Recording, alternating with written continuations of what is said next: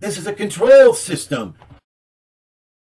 Organized religion doesn't recognize the universe, doesn't want higher knowledge, higher spiritual knowledge, because when you present organized religion with higher spiritual knowledge, what do? They circle the wagons. They get together and they form, and then they go, Satan, Satan! You can't really talk about it. Anyways, everything's shut down. You cannot talk about higher levels of knowledge to anybody, because then they start to go, I'll humor him. You get on the phone to the hospital. Yeah. So anyways, they circle the wagons and you can't get anywhere with it. There is no truth. There is no truth. The universe, it's all kept from us. All the secrets of the universe. You can take DMT. Oh, wow, man. It was awesome. I'm so messed up. I'm like, yeah, you think? And then they talk about nothing. Like, they don't learn anything. They say, oh, wow, you just get what you need to know at the moment. Well, what's that? Did I got to go to the bathroom or something? They don't tell you anything. They don't tell you nothing, honey. We're not allowed to know anything. All history is altered, changed, deleted, chopped to shreds. There is no source of really higher knowledge. We still don't know who we are, where we are. Or we don't even know if the earth is round or flat. We don't know anything. We know nothing. So you take drugs, you don't find anything out, anything new. Or I got a message from my higher self with a secret of the universe and God. No, you don't get that. All you get is, yeah, I saw aliens, I saw reptilians on DMT and all that. And you know, we break the barrier with the DMT and we go into the alternate world and learn nothing. And then we have the out-of-body experiences, which are very deceptive. Learn nothing. And so it just goes on and on and on. We don't know anything. We don't know anything. And everything, the Decepticons have really chopped, sliced, diced every particle of knowledge that there is. All history is fake. It's full of lies. It's invented, a lot of it. And, you know, these organized religions, they're there, gatekeepers, to keep your level of spiritual knowledge down. You're down on the farm, man. And you can't get away from it. And it's just, there's gatekeepers. And I'm sick of these gatekeepers. I mean, they're everywhere. So this world is absolutely controlled. It's the outer limits. They control the vertical, the horizontal. They control everything. I could get into it. I could just blow your head off. Just like, whoa, wow, this is better than drugs, man. The media is complete mind control. And we live in a Stockholm society. This is planet Stockholm society. They're all under Stockholm syndrome. And then you got religion who says, you're the filthiest, most rotten, pathetic piece of shite to ever be born, because you're born in sin and you're going to burn in sin. You know, that real old time feel-good religion, eh?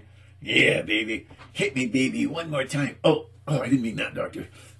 So, it's just absolutely crazy. We don't know anything. Everything's shut down. Everything's altered, changed, lied, deceived. We have the Decepticons. We were the Archons, right? So we got this artificial existence known as the Matrix. This is the Matrix.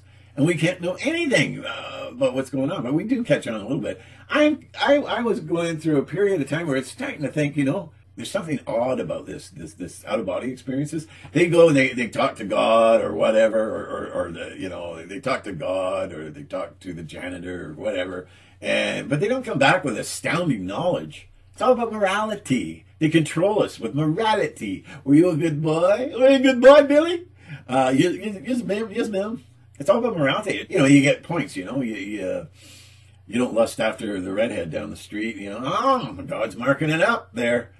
And God's like Santa Claus, you know, when you're good, you're good. And when you're bad, he's coming for you. He's Armageddon. He's going to burn you, baby. And so, well, the Jewish God, Jewish Jehovah, mean, vindictive. He's the God, the loving God, who is the God of war, vengeance, and wrath. Kind of doesn't gel together, does it? So, I'm thinking, you know, I hear these out-of-body experiences, and I think, and these guys that astro travel at night, and I'm thinking, you know, I don't know. There's a certain, I know where it's all coming from, because I distrust everything. And if somebody proved to me, if you take one of my strongest beliefs and you destroy it, then I don't care. Get rid of it. I don't collect sacred cows. They're gone from my life forever. They've all been barbecued. Okay? They're gone. They're not coming back. This is a control system. No. When you're out of this body, you're free. Like you've never experienced freedom in your life. You have liberty and freedom, man. No change, no regulation. This is what your left brain does to control your life. It gets organized religion or a cult or politics or something in there, and it regulates and gatekeeps your life. But when you finally pass on, You're no longer in control of the left brain. Gate kept. There are the Archons. They're at the gates. And it kind of hints at that with that old story of the Catholic story of what is it, St. Peter, I think it is. You go up to heaven and there's St. Peter, right? You try and bribe him with a smoke. It won't work. It won't work. And you want to get in, but keep out. Well, this is what the Archons do. They disguise themselves as people that are very special and close to you. Like, let's say your dead mother, you know, and your dead mother goes, "Oh, Billy, it's so good to see you, Billy, but you're going to go back." You go, like, what? And I've noticed from a lot of the shows, because they play the actual people, you know, going over their stories. If you say, "I don't want to go back, I'm not interested in going back," then they get a little bit belligerent, they get a little bit hot with you, and they get a little bit cranky, and they want you back because they're Archons. They want you to go back to the earth, and then they display your life story.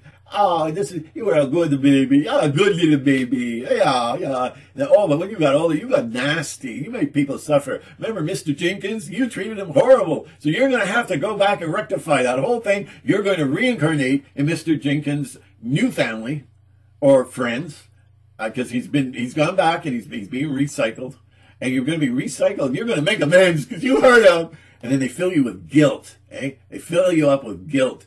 And they make you feel like a piece of shite. So you better get your ass back there, boy.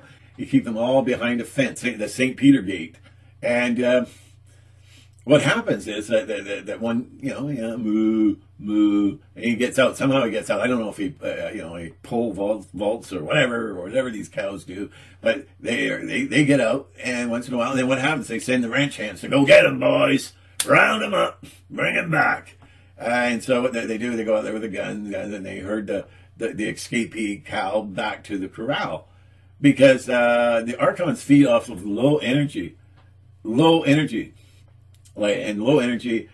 they create an environment of pain and suffering. So the more you suffer, you're depressed, you're full of anxiety and hopelessness. You no longer believe in yourself because you're a piece of shite under God's shoe, because you were born in sin, you're evil, and you just deserve hellfire. So you don't feel very confident anyways. It leads to inner turmoil and depression, anxiety, and stuff. And they feed off that. It's called loosh.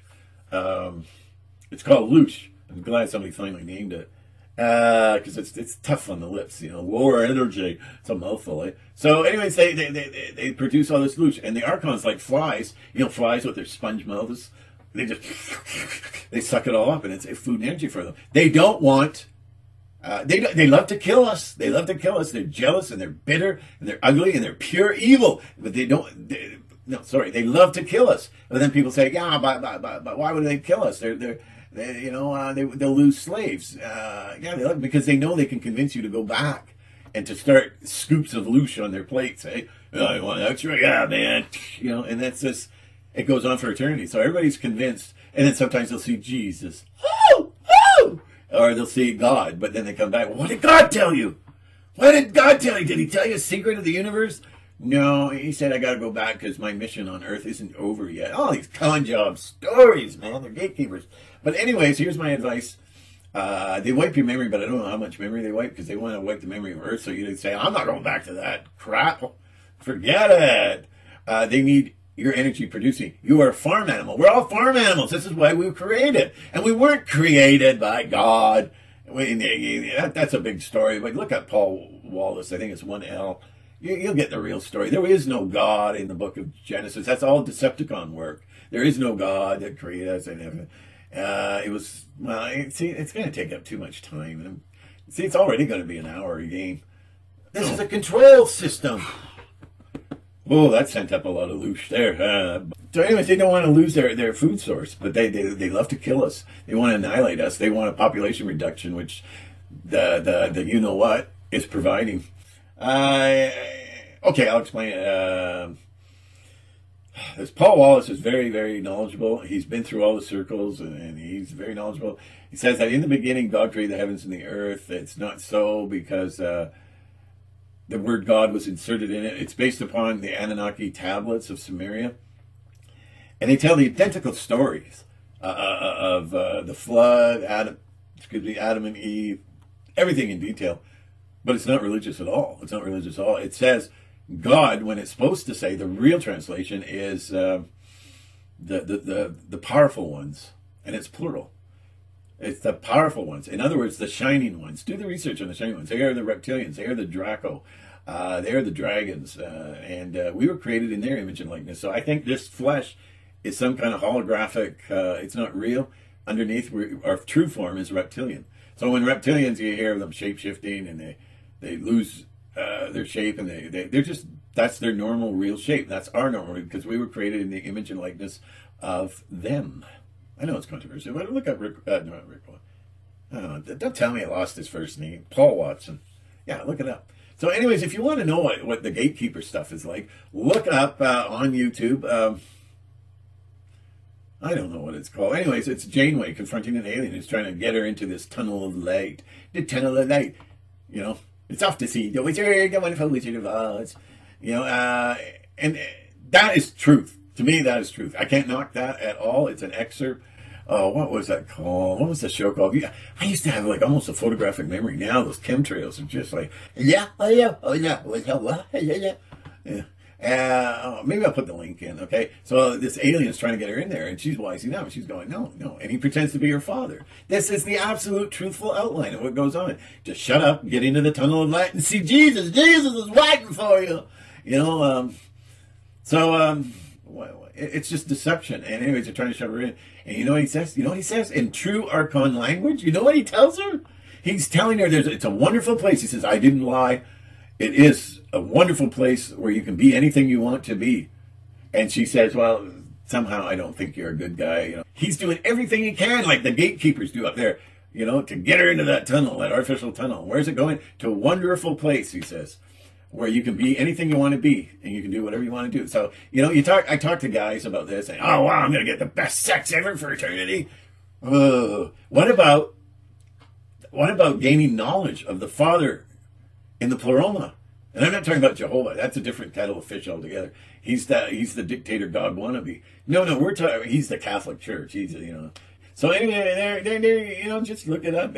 And she won't go, and he's getting crankier and crankier. This is based on reality. This is strongly based on everything I've heard.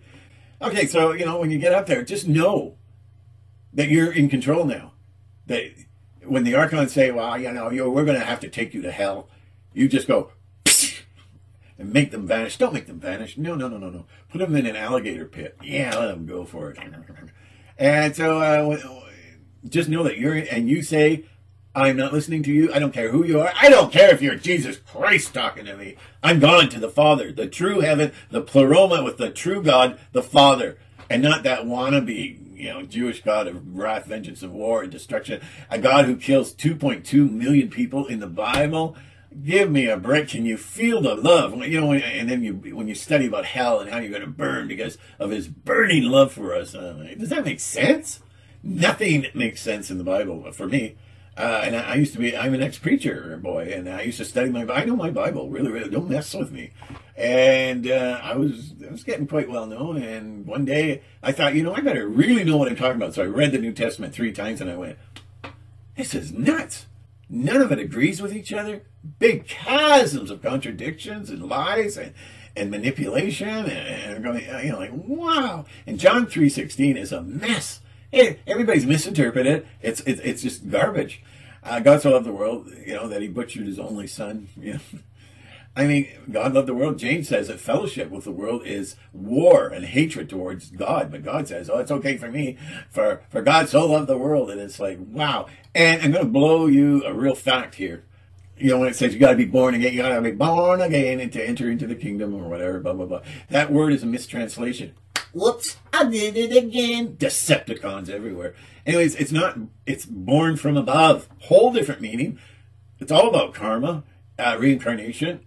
You know, Jesus talks about karma. You know, you'll get what you sow is what you will reap. You know, it's there, but no. So, yeah, unless you be born from above. So pre-existence, unless you be born from above. Because we were aeons. Which another sort of, well, it's not really a good backup word, but angels. We are angels who have fallen.